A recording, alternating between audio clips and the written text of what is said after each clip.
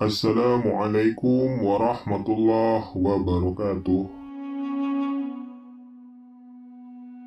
Di sebuah kota yang bernama Elat, dan wilayah kota ini di pesisir Laut Merah, tinggallah sekelompok kaum Bani Israel yang menjadi umat Nabi Musa alaihissalam, yang dipanggil dengan Ashabus Sabti. Siapakah Ashabus Sabti? Dan tanyakanlah kepada Bani Israel tentang negeri yang terletak di dekat laut ketika mereka melanggar aturan pada hari Sabtu. Di waktu datang kepada ikan-ikan yang berada di sekitar.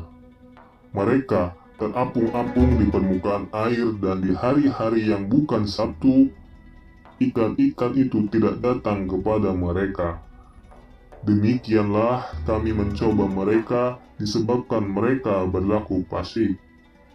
Quran Surat Al-A'raf ayat 163. Dalam buku tafsirnya, Ibnu Katsir berpendapat, penduduk Elat atau Ailah, Elia, merupakan sebuah desa yang berada di antara Madian dan At-Tur atau El-Tor, di dekat Teluk Aqabah dan pesisir Laut Merah. Mereka melanggar perintah Allah yang mengharamkan menangkap ikan pada hari Sabtu. Pada hari-hari selain Sabtu, Allah menguji mereka dengan meniadakan ikan-ikan tersebut. Mereka kemudian melanggar apa yang telah Allah tetapkan kepada mereka. Dengan segala upaya, secara tersirat bermakna melakukan perbuatan haram. Sebagaimana diriwayatkan oleh Al-Faqih Ibnu Battah rahimahullah, meriwayatkan dari Abu Hurairah, Rasulullah Shallallahu Alaihi Wasallam bersabda, "Janganlah kalian melanggar perintah layaknya orang-orang Yahudi menghalalkan sesuatu yang telah diharamkan Allah dengan alasan apapun." Menurut pendapat sejumlah ulama dan ahli tafsir, kaum Yahudi ini terbagi 3 kelompok. Pertama, mereka yang melanggar dan menghalalkan penangkapan ikan pada hari Sabtu. Kelompok kedua, mereka yang melarang perbuatan tersebut dan meninggalkan mereka yang melakukan penangkapan ikan tersebut. Kelompok yang ketiga, mereka yang diam saja, tidak melakukan dan tidak pula melarang perbuatan teman-temannya tersebut. Namun, mereka hanya berkata kepada kelompok yang melarang, "Mengapa kalian menasihati kaum yang akan dibinasakan atau disiksa oleh Allah dengan azab yang pedih?" Allah berfirman dengan menjelaskan azab yang menimpa mereka. Dan ingatlah ketika suatu umat di antara mereka berkata, "Mengapa kalian menasihati kaum yang akan dibinasakan atau disiksa Allah dengan azab yang pedih?"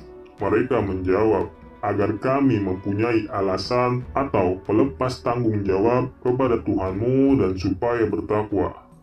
Maka tatkala mereka melupakan apa yang diperingatkan kepada mereka, kami selamatkan orang-orang yang melarang dari perbuatan jahat.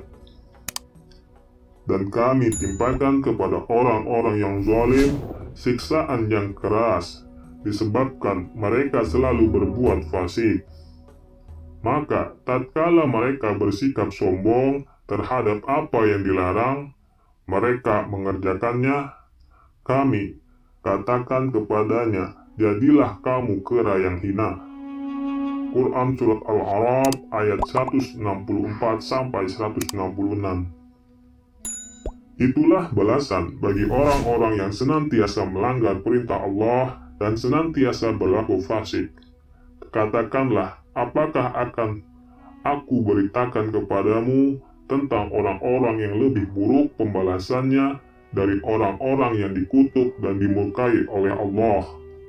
Di antara mereka ada yang dijadikan kera dan babi, dan orang yang menyembah Taghut, mereka lebih buruk tempatnya dan lebih tersesat dari jalan yang lurus.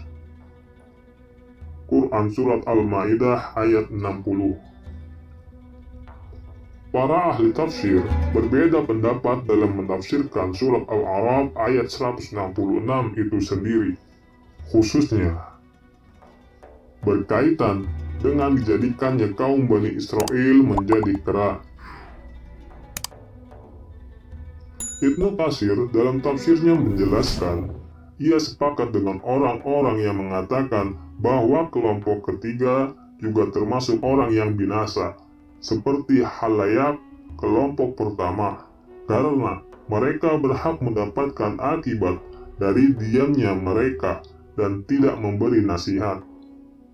Bisa jadi diamnya mereka itu menyebabkan kelompok pertama terus melakukan perbuatan yang zalim. Allah berfirman, telah dilaknat orang-orang kafir dari Bani Israel dengan lisan Daud dan Isa putra Maryam. Yang demikian itu disebabkan mereka durhaka dan selalu melampaui batas. Mereka satu sama lain tidak melanggar tindakan mungkar yang mereka perbuat. Sesungguhnya amat buruklah apa yang selalu mereka perbuat. Surat Al-Ma'idah ayat 78. Berbeda dengan Ibnu Katsir, Sayyid Qutb dalam tafsirnya Fi Zilal Al-Quran menjelaskan, kendati kelompok ketiga tidak disebutkan dalam Al-Quran, mungkin karena memandang rendah urusan mereka, meskipun tidak ditimpa azab, karena mereka tidak mau melakukan pencegahan secara aktif, tetapi hanya mengingkarinya secara fasik, atau membenci kemungkaran namun tidak mencegahnya. Karena itu mereka pantas diabaikan meskipun tidak terkena azab. Wallahu a'lam bishawab. Wassalamualaikum warahmatullahi wabarakatuh.